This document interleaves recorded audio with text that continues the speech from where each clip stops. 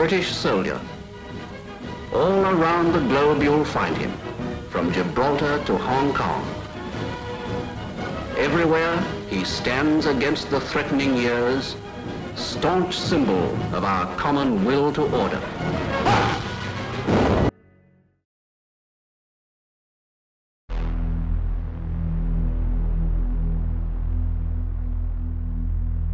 In the days of the British Empire, the City of London was the world's biggest global financial centre.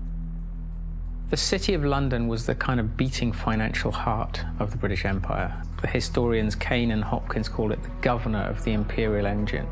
All these countries in the empire used to use the sterling currency, and the City of London was kind of the financier of this zone, not just inside the sterling zone, but outside the sterling zone as well. As Britain's empire declined, so too did the City of London. One British Army truck is bombed, killing 2 soldiers and wounding 12. As rioting becomes daily more widespread on Cyprus, young people of high school age take an increasing part in the violence. Here, a group of girls are being dispersed after a rock-throwing battle with British military police. With the decline of empire, British commercial interests across the globe were under threat.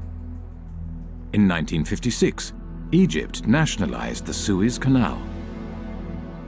A new Middle East crisis arises as President Nasser of Egypt tells a wildly cheering crowd in Alexandria that Egypt has seized the internationally owned Suez Canal. France and Britain issue a 12-hour ultimatum. Within hours of its expiration, Britain's warplanes are winging their way to Egypt, and its bombers attack 5 key cities, including Cairo.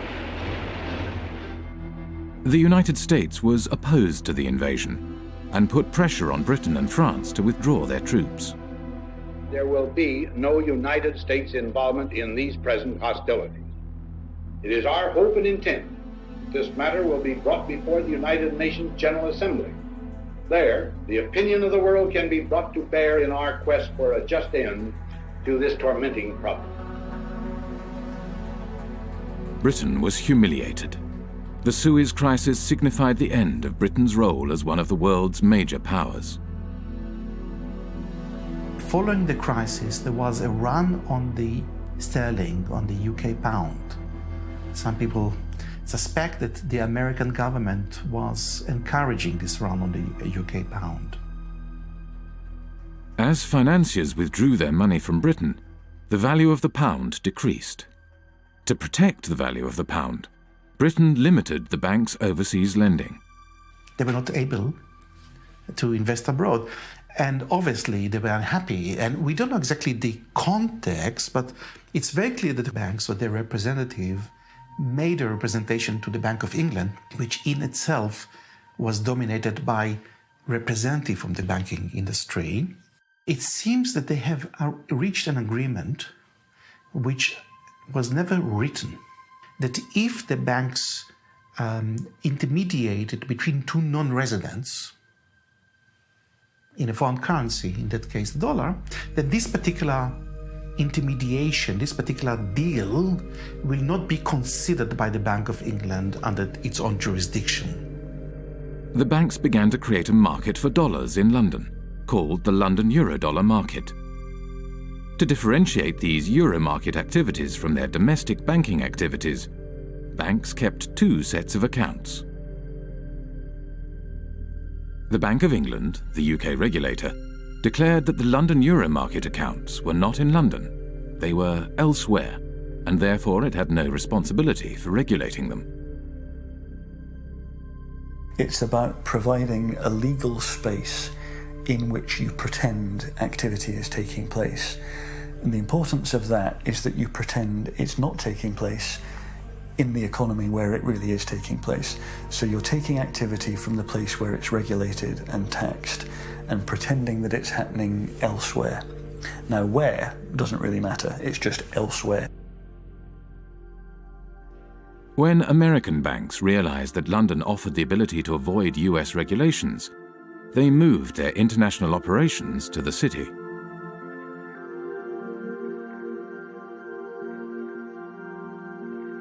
Around the same time as American banks were moving their international operations to London, Another new kind of financial space began to emerge, far away from London, in Britain's overseas jurisdictions, the last remnants of empire.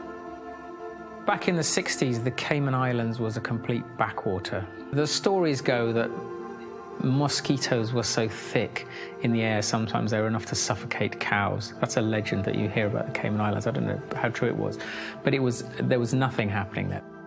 Accountants and lawyers from London arrived in the Cayman Islands and other British dependencies and began to draft a set of financial secrecy laws and regulations.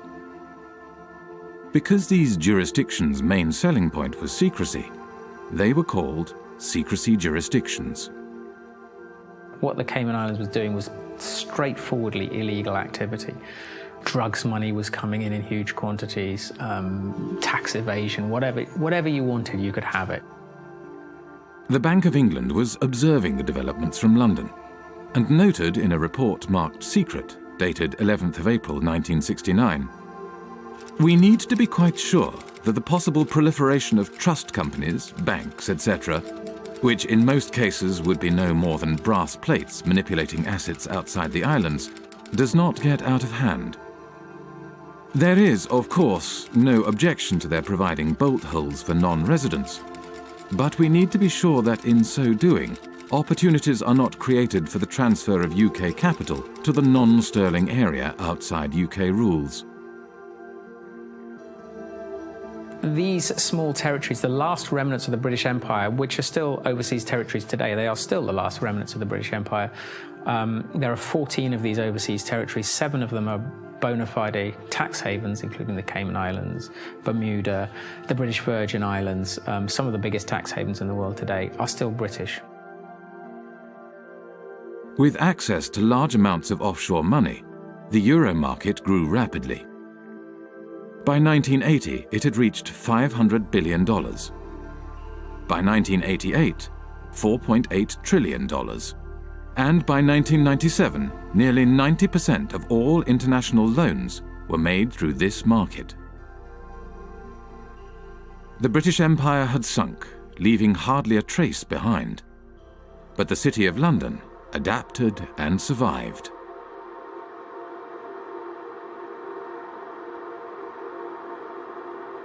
The City of London, London's financial district, is a peculiar place. It has been called a city within a city, a state within a state. It is run by an organisation called the City of London Corporation, a private company that performs all the functions of a local council with a private police force and private courts. Those of you who aren't from the UK, some of you even who are, might not be aware just how weird a thing the little City of London is within the big London. The City of London is a separate entity to the wider London, and it has its own head, the Lord Mayor, who's distinct from the Mayor, who runs the rest of London. Every November, the city stages the Lord Mayor's Show, the world's oldest civic procession.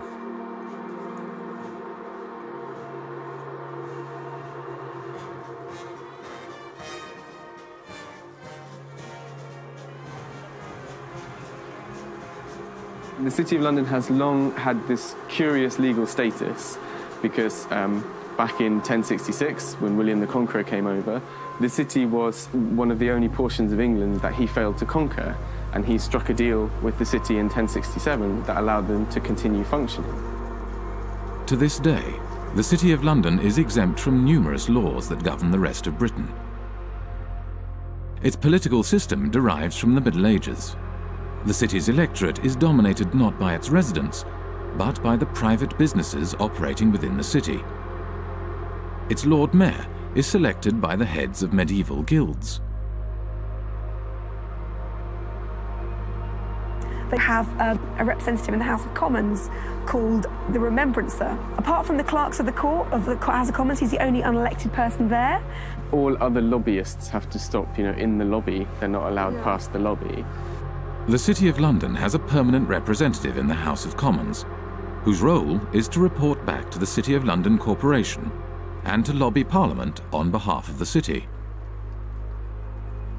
The Corporation of London clearly It's a unique and interesting phenomenon that should have attracted many political scientists, political economists, and economists. But I don't know of anyone who has studied systematically the Corporation of London and its impact on policy or economic policy. So we can only surmise. Some people assume or surmise that the Corporation of London is extremely powerful and is able in one way or another to shape British policy, particularly in financial matters. Clement Attlee, the Prime Minister after the Second World War, had something to say about the City of London Corporation. He did, So, yes. So over and over again, we have seen that there is in this country another power than that which has its seat at Westminster. The City of London, a convenient term for a collection of financial interests, is able to assert itself against the government of the country. Those who control money can pursue a policy at home and abroad contrary to that which has been decided by the people.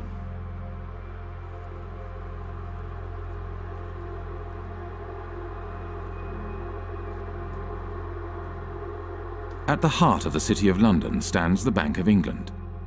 The Bank of England is not just a central bank, it is also a financial regulator. At the demise of empire, the Bank of England used this regulatory authority to help attract the world's banks to London. In 1972, the Bank of England issued a license to the Bank of Credit and Commerce International, which set up its head office in London. Within 10 years, BCCI grew into the 7th largest bank in the world. 10 years later, BCCI was bankrupt. The deputy director of the CIA, Richard Kerr, said late today that the CIA did use BCCI to support CIA activities overseas. But BCCI had not just collaborated with the world's intelligence services. It had also engaged in extensive financial fraud, money laundering, and terrorist financing. BCCI constituted international global crime of a level that boggles the mind. BCCI was financing terrorism. The Bank of England knew it, says the report, but instead of supervising it properly, it tried to prevent the bank's collapse. I am saying very directly that the Bank of England had sufficient information in front of it to close BCCI 15 months earlier than it did. Millions of depositors were hurt in that process. Numerous whistleblowers from BCCI had contacted the Bank of England, yet the Bank of England did nothing. The Bank of England had plenty of time to intervene and investigate, but it did not do so because the tradition at that time, which still survives, is that, well, actually, you have to just kind of send hints and talk over lunch tables with the chaps regulating other chaps, and all would be well. Robin Lee Pemberton, the governor of the Bank of England at the time of the collapse of BCCI, commented, "The present system of supervision has served the community well. If we closed down a bank every time we found an incidence of fraud, you would have rather fewer banks than we do at the moment." London was a place for banks to engage in business that was not allowed elsewhere, where senior bankers did not have to worry about the consequences of their actions. This is one of the reasons why today there are more banks in London than in any other financial centre. In Britain, nobody goes to jail. No bankers go to jail. They generally don't. They are a protected species. And that is part of the offshore business model of the UK, is to say, we will protect you, we will bring your money here, we will look after you, we're not going to put you in prison, we'll let you do what you want.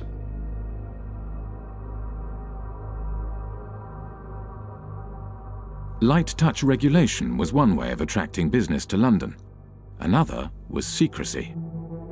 From the 1960s onwards, City of London institutions began to establish offshore branches in former outposts of the British Empire.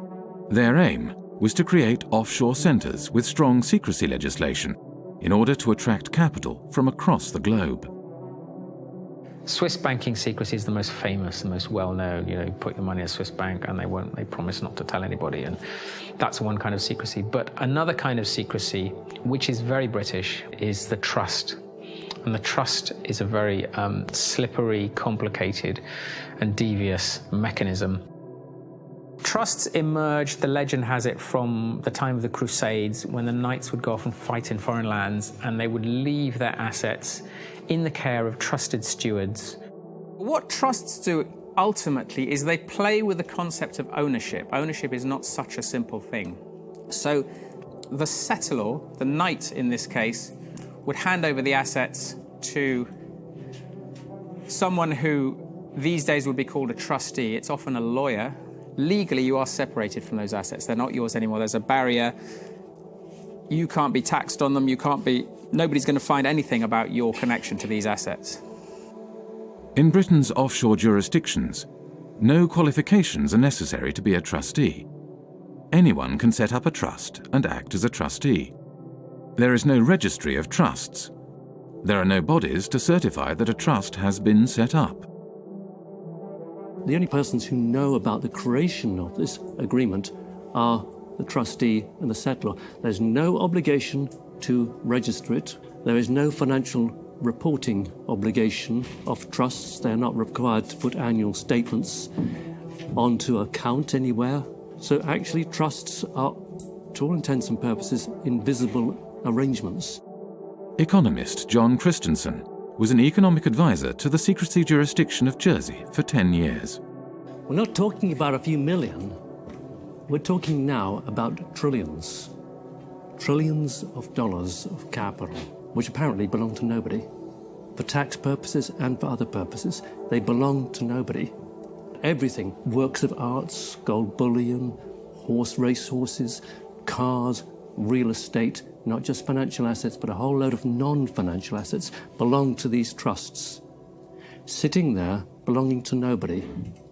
Now think that one through, because we are talking about maybe as much as $50 trillion of assets sitting offshore behind these instruments. Well, the Cayman Islands are among several British overseas territories who have signed a new information exchange agreement with Britain and the rest of Europe to tackle tax evasion. The countries are now required to automatically provide details of the ownership of bank accounts and how they're used.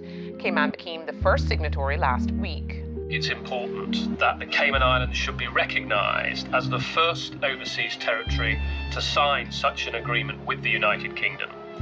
And I think this importantly reflects the constructive approach that the Cayman Islands has taken in delivering our shared objective of rooting out tax evasion.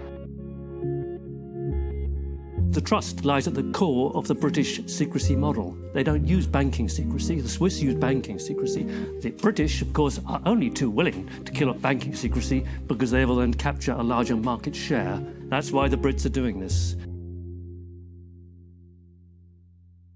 Trusts are the basic building block of Anglo-Saxon secrecy, and they form the basis from which complex offshore structures are created. Every secrecy jurisdiction offers a specific set of services, from trusts to shell companies to secret bank accounts and nominee directors. The combination of these services into complex structures, spanning multiple jurisdictions, enables the creation of secrecy structures that are almost impossible to penetrate. An offshore structure will often have a trust kind of sitting at the top of it. The trust will be here managing the assets, kind of controlling the assets. Underneath it, the trust will own some shell companies. Each one might be in a different jurisdiction. So you might have a trust in one jurisdiction whose trustees are somewhere else, whose beneficiaries are somewhere else, which owns offshore companies somewhere else. Each of these companies might then own assets, so that they might own, a bank account, a racehorse, a yacht, a painting, a portfolio of shares or whatever. There are numerous variations of trusts and offshore secrecy structures. There are offshore lawyers whose work entails the creation of ever more complex and obscure structures. The aim of these structures is to hide the identity of the owners of offshore assets and allow offshore wealth to be recycled back into global markets. But looking on the amount of money being administrated from tax havens, you see that it is a curve going like this.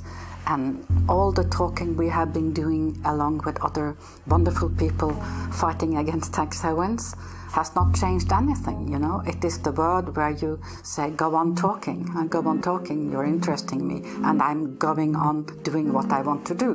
We know everything today because we have had the Panama Papers, we have seen it, and we are not able to act upon it.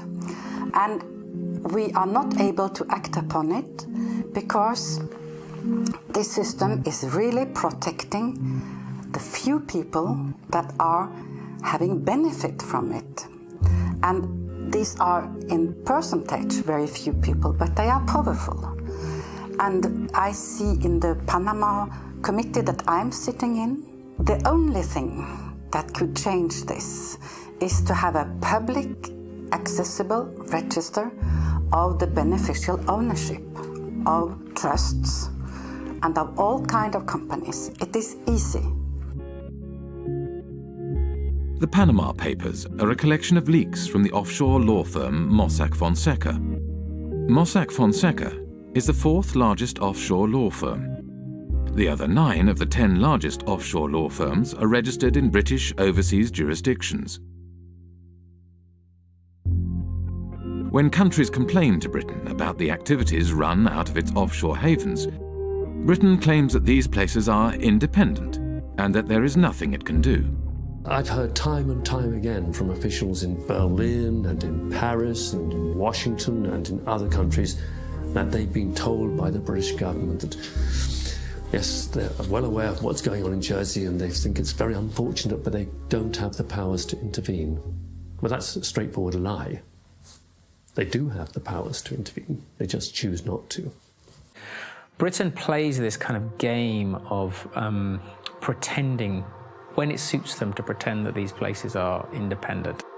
At the end of the day, Britain appoints the governor, appoints lots of senior people in these places. They're responsible for foreign relations and defence, and also they can veto their legislation as well. So Britain has a massive degree of control. Basically, it is controlling these places, allowing them a little bit of political space. During his time as economic advisor to Jersey, John Christensen frequently travelled to London for talks with various British government departments. As economic advisor, I had a lot of contact with different departments.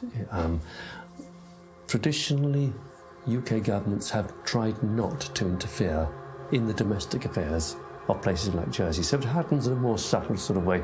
You kind of go and talk to someone, either at the Home Office or the Treasury, and they'd say, we're not actually particularly keen on this piece of legislation. It might be a good idea if you didn't go down that route. And over a cup of tea, that's quite a strong signal. That's a signal, go back to the island and say, they don't want you to do this. The British government prefers not to interfere overtly. Instead, it communicates its desires through informal discussions. There is no paper trail or official statement. Discussions take place behind closed doors.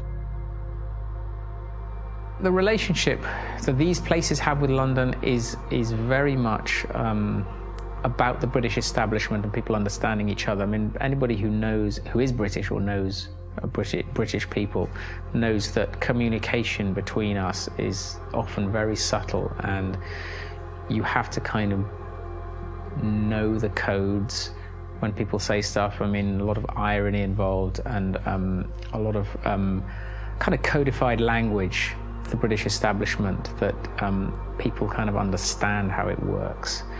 And I think that is very much the case with the British relationship with the tax havens. I think there's a lot of understanding of what we can and can't do without anyone having to actually spell it out.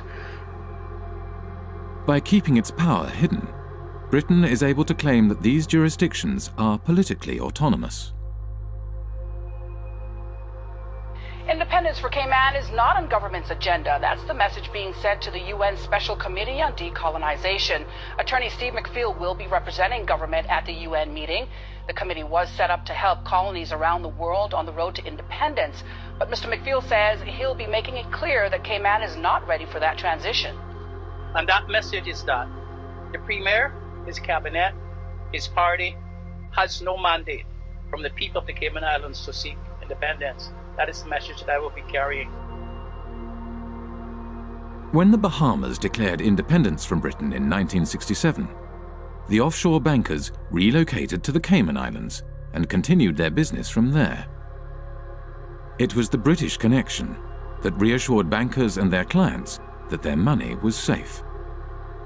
This British bedrock, that is what has allowed these places to become so trusted by the financial services industry and offshore finance and all these people.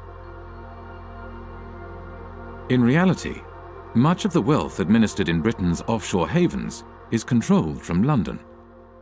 The City of London, by and large, likes to do its really dirty work outside London. There might, heaven forbid, be a regulator who actually takes the job seriously and starts to prosecute them for fraud in London. So better to do the frauds offshore in Gibraltar or Jersey, where there's much less risk that a serious prosecution will ever happen. Deals are often discussed and concluded in London, but then registered offshore for tax, transparency, and regulatory purposes. What they allow the city to do is to get involved in dirty business, but then when the scandal hits, to say, well, they're kind of independent, there's nothing we can do about those places, that's not us, that's tax haven activity, and we're the city, you know, we're not involved in that kind of stuff. So it's an incredibly kind of convenient relationship. The City of London has shaped the way in which Jersey, Guernsey, and the British Overseas Territories have developed as tax havens. I see these places as the Frankensteins created by the City of London. Today, the UK is the world's largest provider of international financial services. The UK has an almost unique role in global finance. If you look at data, the kind of data that we've constructed in the Financial Secrecy Index, you can see the relative shares of each country in the global provision of financial services exports, that's financial services to non-residents. Now, there are two big centres, and everything else is quite small in comparison. The two large centres are the United States, with around 19% of the global market, and the United Kingdom and its offshore jurisdictions, which have around 25% of the global market. And if you add to that other jurisdictions, ex-colonies, but recently independent, fairly recently, by which I mean Hong Kong, Singapore, maybe even Dubai and Bahrain, and Cyprus, then you reach a figure of nearly 40%. And I think that figure represents better the position of London in the global financial market. The soldiers left, the administrators left, all the colonies, but they still kept a significant degree of control over the financial flows from these former parts of empire and the rest of the world. So you could describe it as a second empire, Britain's second empire, sort of hidden financial empire spanning large parts of the globe. At the time of the British Empire, the City of London was the world's largest global financial centre. Not only Britain's colonies, but also independent countries did their banking in London and used the empire's currency for trade and financing. As the empire declined, so too did the City of London. The establishment of the London Euro Market enabled City of London banks to continue to exploit their empire-era networks and expertise, and the creation of secrecy jurisdictions gave banks access to large amounts of cheap money. International banks from across the globe set up branches in London and Britain's offshore jurisdictions in order to take advantage of this new system. This system has taken the place of the occupation, up till 62. For France, I don't know for England, but about the same time, England were physically present in India, for instance, or in other colonies. And when you look at the money flows through the tax havens, they are increasing when we withdraw from the colonies. We are still plundering developing countries as former colonial powers. Wealthy individuals, organized crime, and corporations shifted their wealth offshore in exchange for secrecy and no tax. And as countries around the world began to deregulate and open their economies, it became ever easier to do so. Today, as much as half of all global offshore wealth may be hidden in Britain's secrecy jurisdictions. One of the losers is Africa, whose flight capital flows mostly into the modern British spider's web. I think it's no coincidence that Britain's offshore empire emerged more or less at the same time as the collapse of the former empire. We tend to think of Africa as being a huge net debtor to the rest of the world. But that was the extent of their debts at the end of 2008, 177 billion. The debt of sub-Saharan African nations stood at $177 billion in 2008. Yet the wealth these countries' elites had moved offshore between 1970 and 2008 is estimated at $944 billion, over 5 times their foreign debt. $944 billion. Do the maths. Far from being a net debtor, Africa, sub-Saharan Africa, is a net creditor to the rest of the world.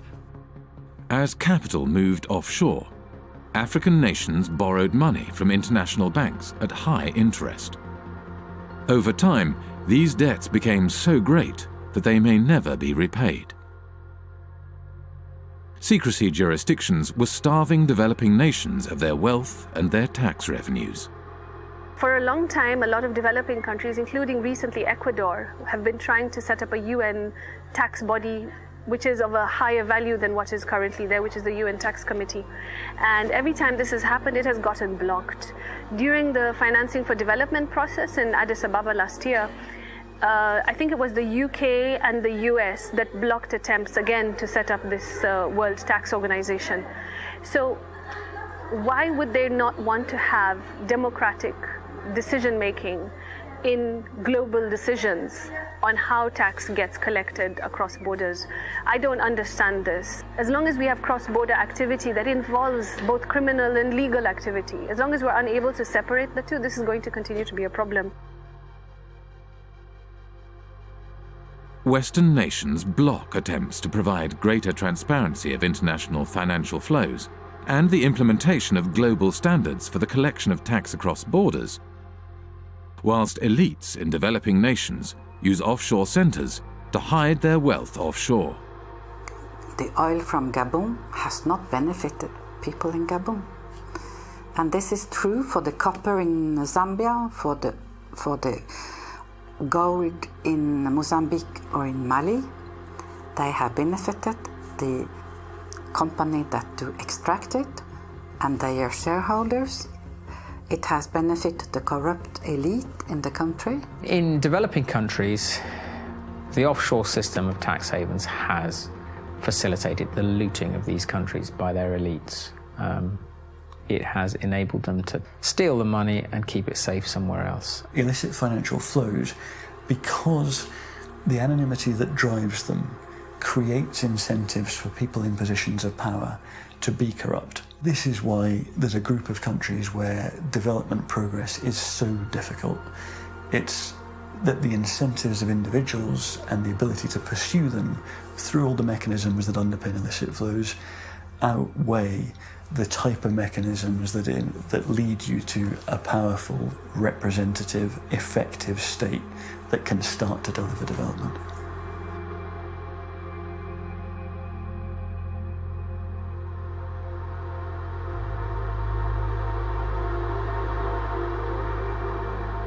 Worldwide, developing countries lose over $1 trillion every year in capital flight and tax evasion.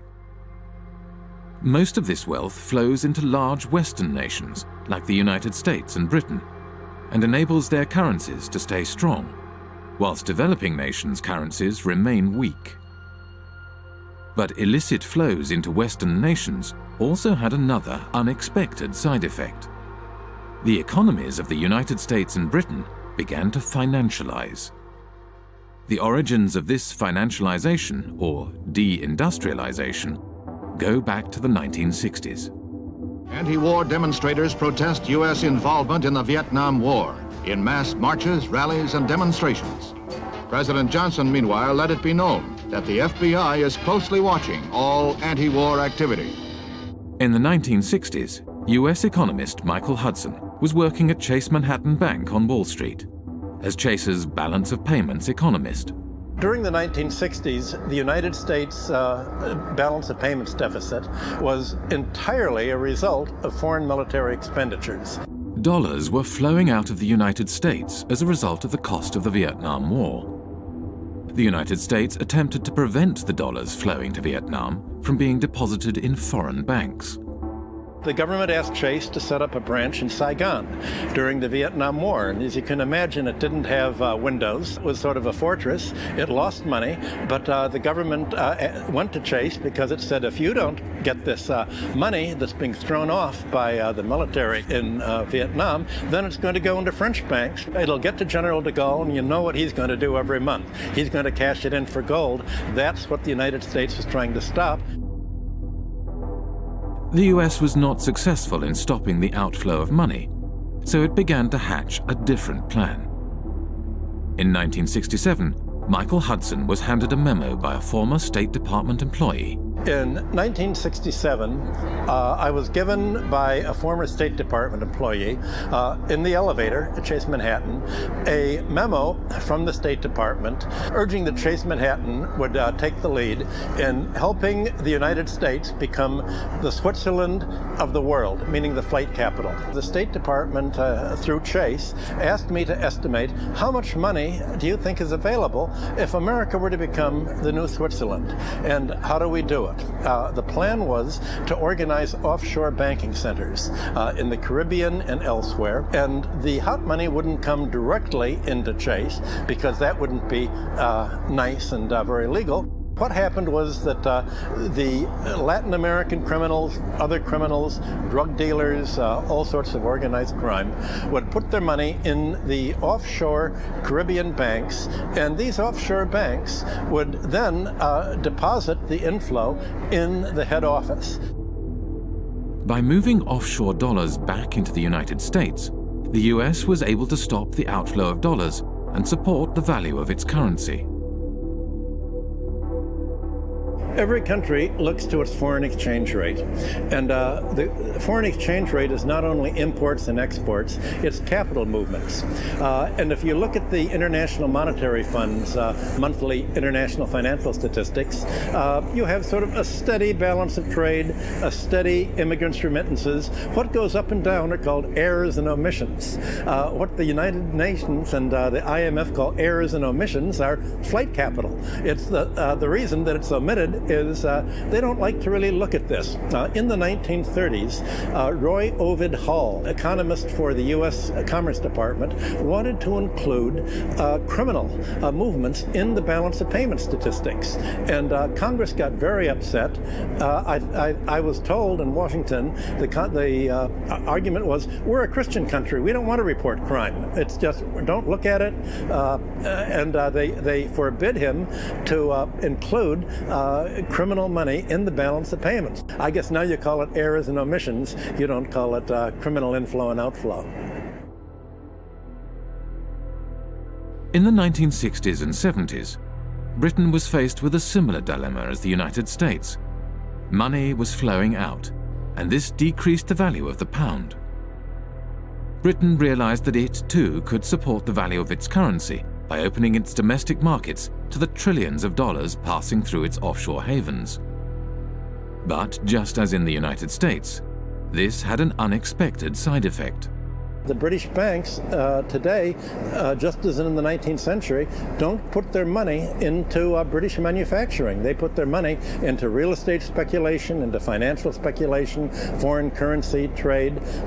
So the financialization of London has helped deindustrialize the country because it's enabled sterling to be supported by this huge inflow of hot money, this inflow of drug dealing money and criminal money and tax evasion money all over the world that is going to London instead of going to Switzerland, Liechtenstein, or the Caribbean.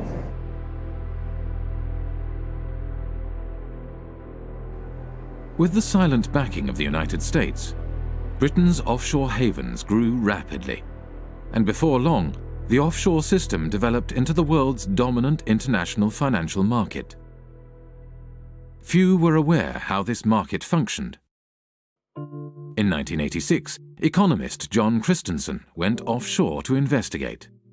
He applied for a position at the Jersey office of one of the world's major accounting firms. At Deloitte & Touche, I was working in what's called company and trust administration, straightforward offshore stuff.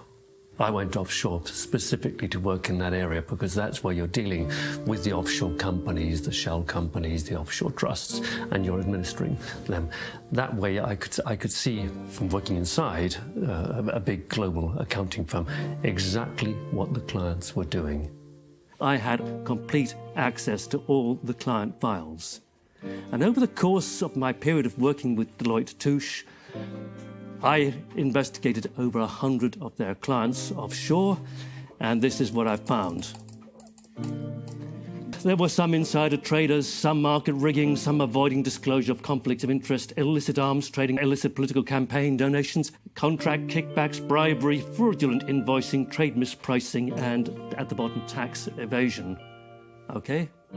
This is what the clients were doing.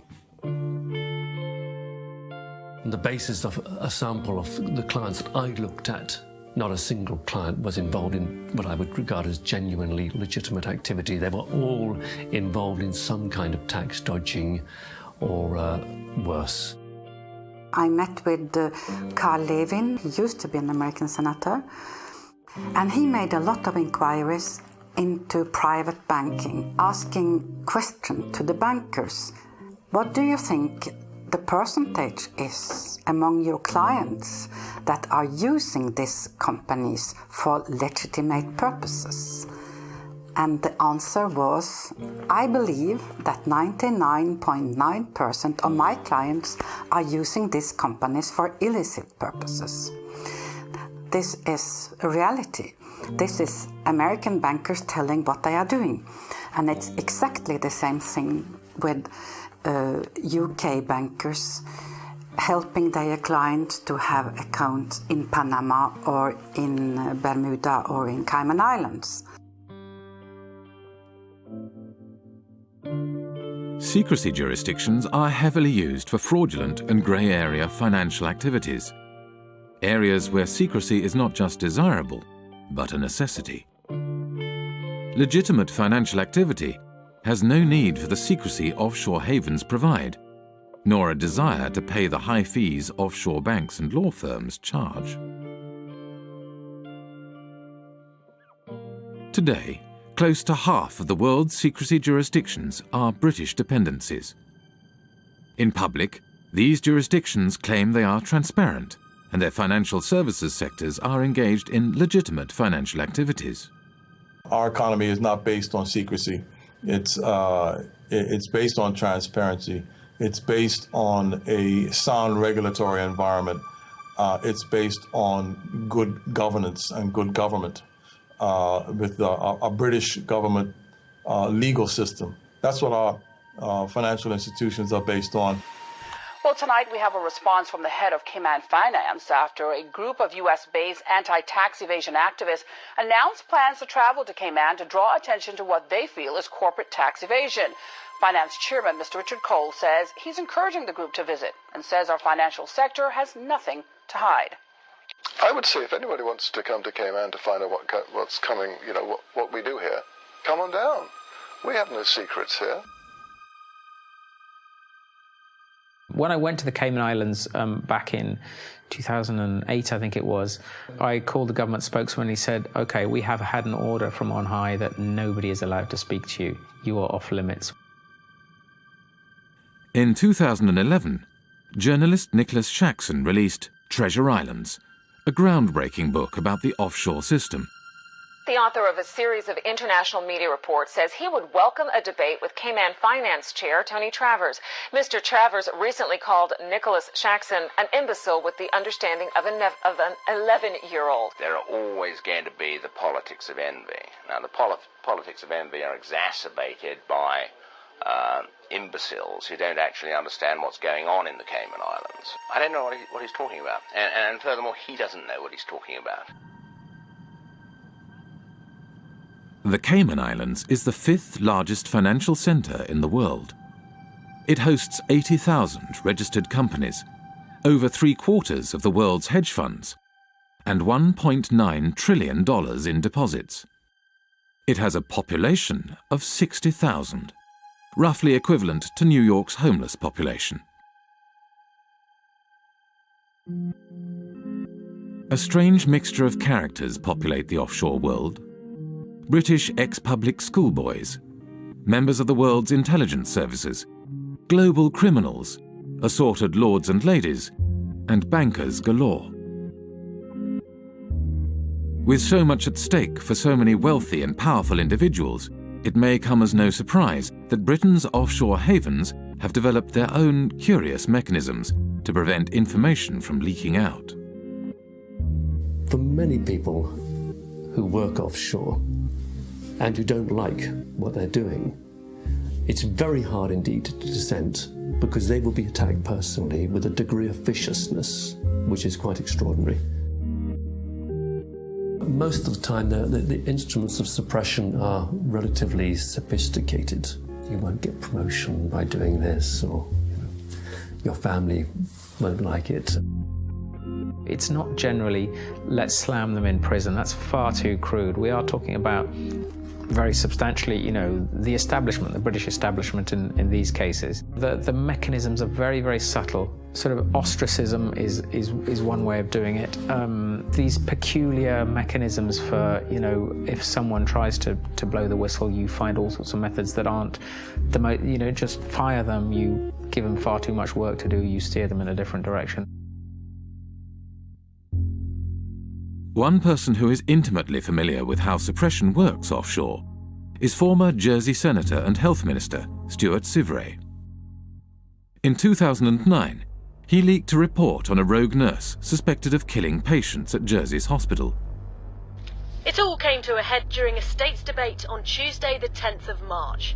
Senator Stuart Sivray brought the sitting to a standstill, claiming Senator Jimmy Pershard had sworn at him and told him to go and top himself. Senator Pershard denied the claim, saying, "I absolutely refute that." But less than a week later, he was forced to admit he had lied. Senator Pershard has now admitted that on another occasion he did tell Senator Stuart Sivray to go and do everyone a favour and slit his wrists.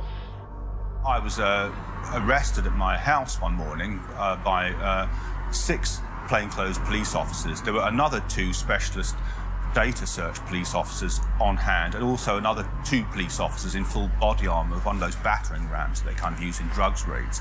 So 10 police officers descended on me without a search warrant. The property was turned over from top to bottom. All of the computers were seized and searched. All kinds of private constituency data was stolen by the police. Shortly after we began filming, a police officer exited the police station. As he hurried past, he grinned at the camera. The officer was on his way to test the sirens on his motorbike, which he did at intervals throughout much of the remainder of the interview. When it came to prosecuting me, Stuart Sivray was prosecuted under the data protection law. Now, when the authorities were prosecuting me, I claimed that this was a legitimate public interest disclosure defence, and I, with an expert witness, was able to produce a set of reports that effectively destroyed the prosecution case. In reaction to this, the magistrates ruled that Stuart Sivray's defence case that he had leaked the report in the public interest would no longer be admissible, but continued to prosecute him all the same, without a defence case. Over the past 7 years, Stuart Sivray has been repeatedly taken to court and imprisoned 3 times.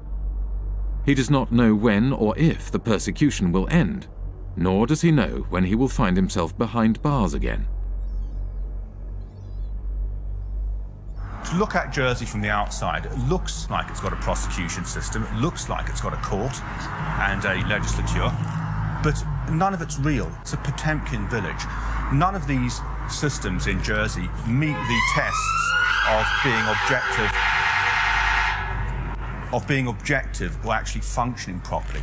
The experience that Stuart Sivray had is, he's perhaps at the blunter end of the scale. He was simply suppressed and taken to court on trumped-up charges. So let's carry on pretending to do the interview. They might get bored. This is the kind of how oppression happens in Jersey. You see, all kinds of little things get done to harass people. Even they don't often go to the kind of extremes that they did against me in terms of actually arresting me and putting me in prison. But the authorities use all kinds of other lesser little methods to interfere with people, kind of sabotage things. Obstruct people, make life difficult for people. If you annoy the establishment in Jersey, you won't get a job here. Your children won't get decent jobs. That's kind of how it works. I went to Jersey in March 2009 with Nick Shaxson. About 24 hours after we arrived in Jersey, we were there for several days. Nick said, have you noticed that we're being followed? Ever since we arrived at the airport, we've been followed. He said, don't look now, but we're being followed now. Turns out he was quite correct. We were being followed. And I found that very disturbing indeed.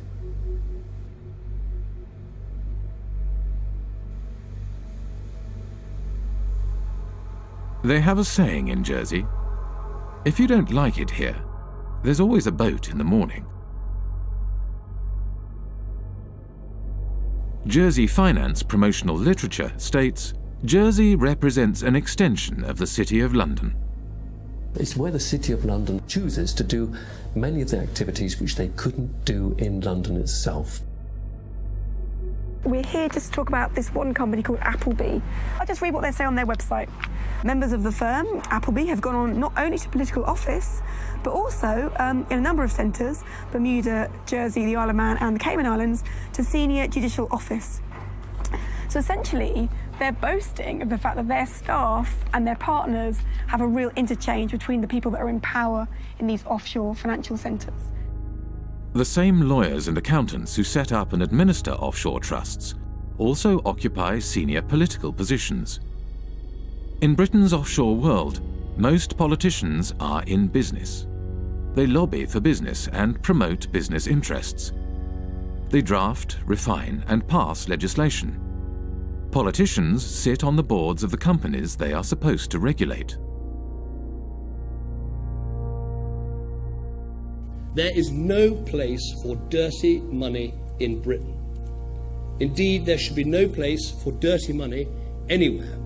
The challenge I'm laying down for every country today is to root out the rot of corruption, to ensure transparency over what your own companies are doing, require transparency for foreign companies in your country too, and work with us to spread this approach to transparency around the world. In public, British politicians claim they are cracking down on secrecy jurisdictions and corruption. But in practice, they do the opposite.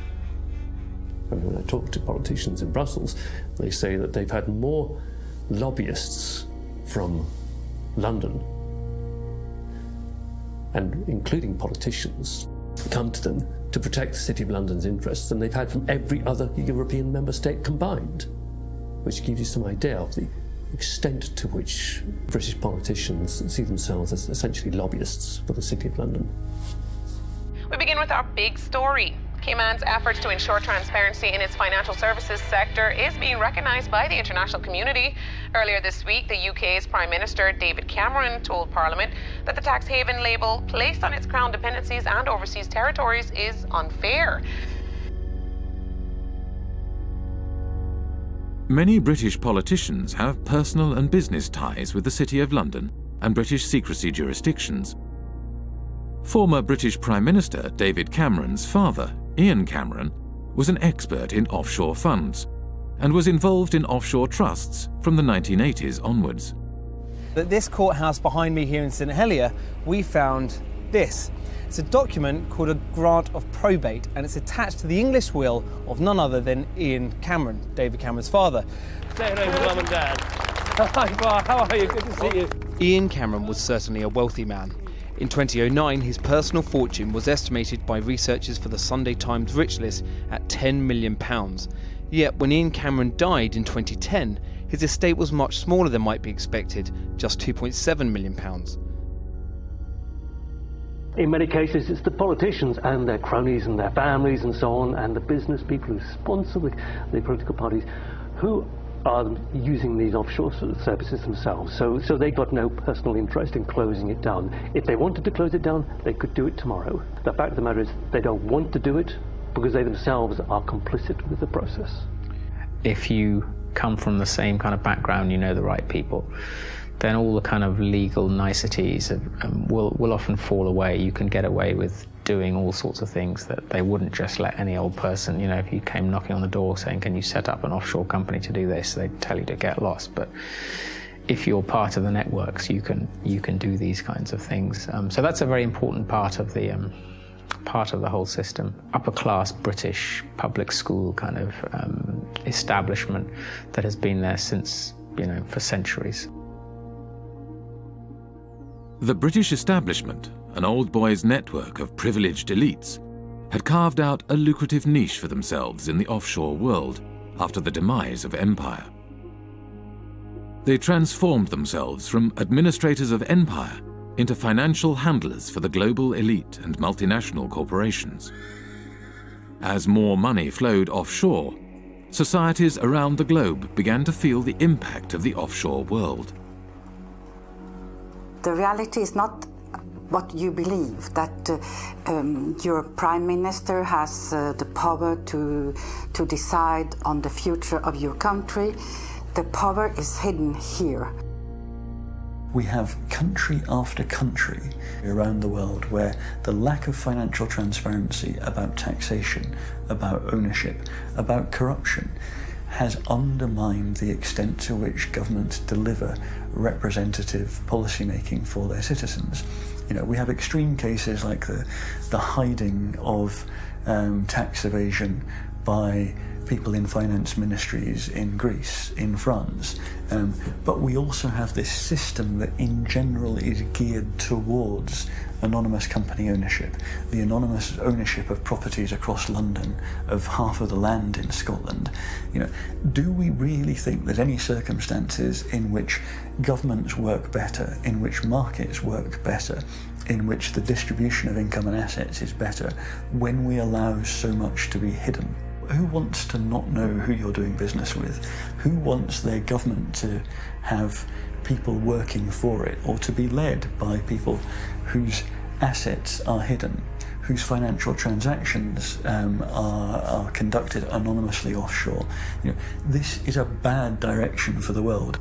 We need the citizens to understand what is happening, that they are the ones who is carrying the burden, and that some individuals having the power are exonerating themselves. Ordinary people are paying taxes, rich people are not.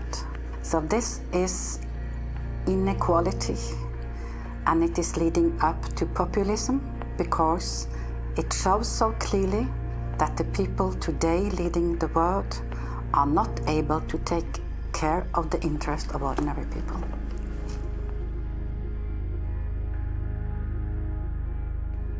Back in the 60s and 70s, tax evasion or pushing back against taxation, it was kind of seen as anti-establishment. So, you know, the Rolling Stones and Phil Collins, all these people kind of going offshore, going away. It was seen as a sort of rebellious thing to do. And if you fast forward to the present day, now that is the establishment. The offshore system is the establishment. Today, offshore is the way elites and multinational corporations conduct their affairs. Tax evasion is the way business is done. This kind of sophisticated cheating requires a huge infrastructure. We like to talk about the pinstripe infrastructure of highly educated people who think it is their right to help others to cheat societies. We have a new mafia in town. It does not actually shoot people, does not put bullets in their kneecaps, but its trade is just as deadly. It deprives people of opportunities to have healthcare, education, security, justice, and essentially a fulfilling life. Accountants form the backbone of the offshore system. They administer the structures that allow individuals and corporations to shift their money offshore and evade taxes. There are about 2.5 million professionally qualified accountants on this planet. About 330,000 are in the UK. Well-known people, well-dressed, well-fed, highly paid, are sitting in city centre offices, and they are paid to dream up tax avoidance schemes for individuals and for corporations. We can all elect a government which says, vote for us, we will give you better healthcare, better education, better security. And next day accountants say, sorry about that, folks, you elected this government, but we actually got a tax avoidance scheme, and the Amazons and the Googles and Microsofts won't be paying any taxes in your jurisdiction. Too bad. You voted for it, but actually you're going to get something else. So it's a crazy world that part of the business model at big accountancy firms is how to deny public the services by erosion of tax revenues. And these firms are then rewarded with government-funded contracts, and the same firms are then advising local governments and the central governments, and the same firms then report on the company accounts and tell us all is well. When I argue this with a Price Waterhouse partner in a face-to-face debate, he said, Professor Sikkar, you never give us credit for anything. We generate millions of dollars of revenues, and we have lots and lots of satisfied clients. What is your problem? And my response was very simple, that's the language of drug pushers and pimps.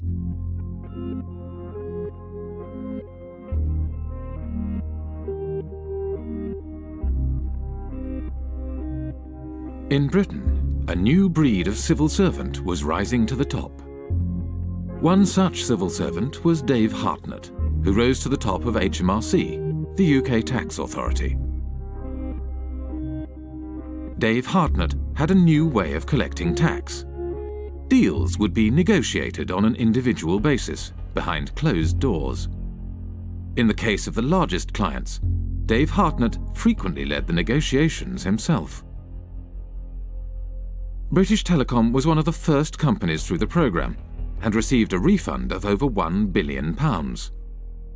BT's chief executive, Ben Verweyen, wrote, "Earnings per share up 14%, and nice to know that we have a £1 billion credit from the taxman." Dave Hartnett claimed this approach was more efficient. Litigation in the courts is really phenomenally expensive in this day and age all over the world, and I think is to be avoided where possible. And the art is to persuade people to pay by strength of argument and the like.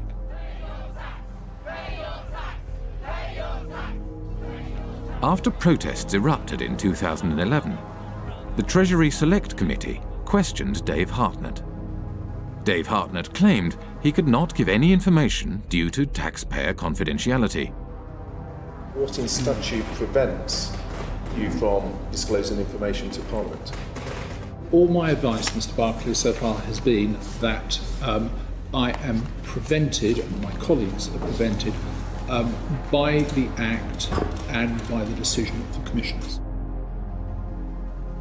Dave Hartnett failed to mention that the legal advice he had received stated that the disclosure of information was at the discretion of the head of HMRC.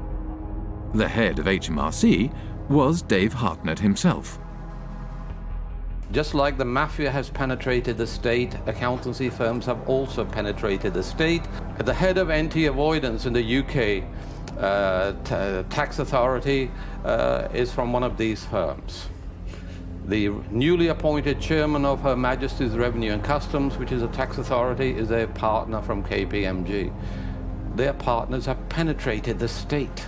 They are running the treasury. Britain's financial services industry had penetrated the state and began to shape its laws for its own benefit. The degree of political capture by the City of London, by the big banks and the big law firms, is so enormous that the politicians have effectively become their spokespersons. With the government unwilling to act in the interest of the public, a group of protesters confronted Dave Hartnett at a private event in Oxford. Hi everybody, I'm sorry to interrupt. I'm just going to take a few moments of your time. Here tonight to present Dave with an award. It is the Lifetime Achievement Award for services to corporate tax planning. Thank you. Thank you very much. Dave's been a great friend to the industry, a great friend to many of us over the years, and really we just can't thank him enough for what he's done. Obviously us at Vodafone, it saved us billions off our tax bill, and our friends at Goldman Sachs as well, we've also saved us millions as well. 25 million or so. These people are trespassers and intruders. And I know you've had problems with This is an unlawful conspiracy to trespass. And you will go, sir. You will depart immediately before we set the dogs on you.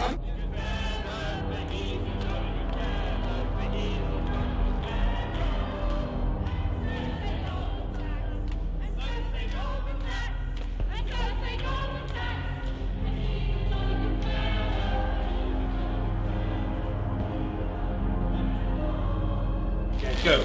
You're trespassing. Okay. Sorry. You are trespassing, scum. Go.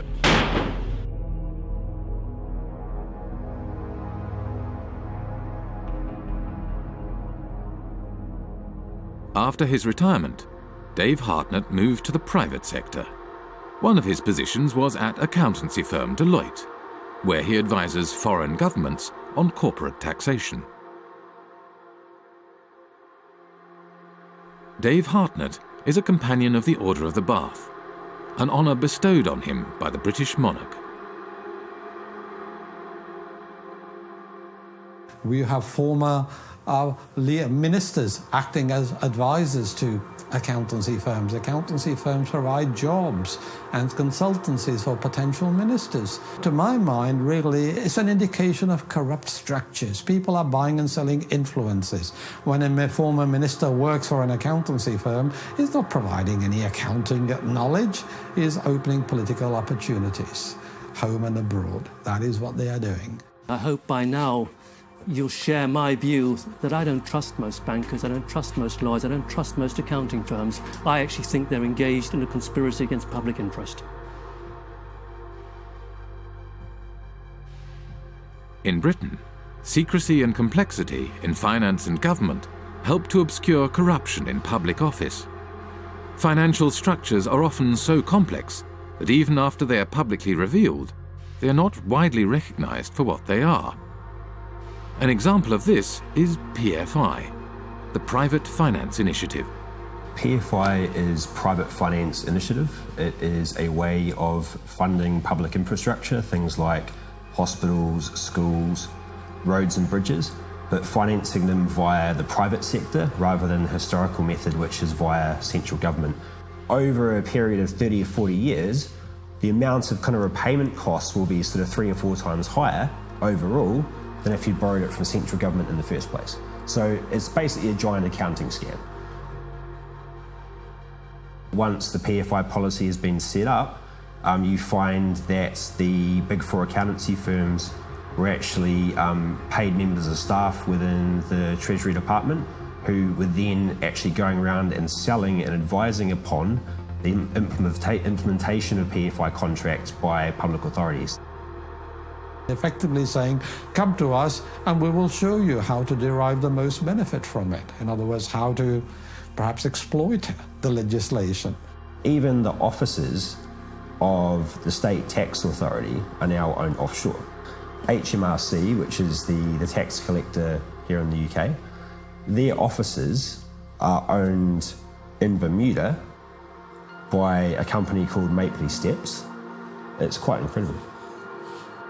The company that owns the PFI contract to run HMRC's head office borrowed money from offshore investors at 15% interest. Because the interest was so high, the company was losing money. Therefore, it did not pay tax. In 2011, HMRC could not prove that any PFI company was paying any tax in the UK. I think we need to have a serious conversation about the role of government in this whole debacle and how much our government has been penetrated by big banks and accountancy firms, and ultimately in whose interest it operates.